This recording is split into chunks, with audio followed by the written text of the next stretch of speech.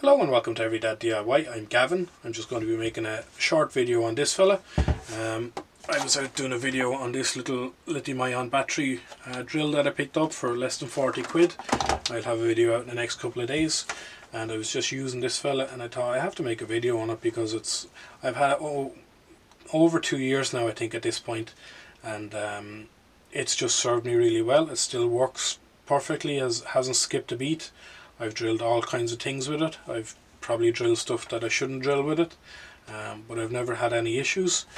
It's just a great drill. It's got a 13mm chuck, so you can take a little bit bigger bit in there. It is a keyless one, so you don't need a key as well. When I first bought it, I was actually worried about the keyless chuck because I didn't think I was going to be able to clamp down on stuff hard enough and I was going to end up with stuff spinning, but it hasn't been an issue. I've had it, as I say, over 2 years now, and I've never had an issue with that. It does have hammer action on it as well, and yeah, I think it's 750 watts, 3000 revolutions per minute, 13mm keyless chuck. It comes with the four grip, or the extra grip as well. It just twists like that, and then you can move it to whatever position you want, tighten it back up. It has the lock button as well, so when you have the trigger in, you can lock it on.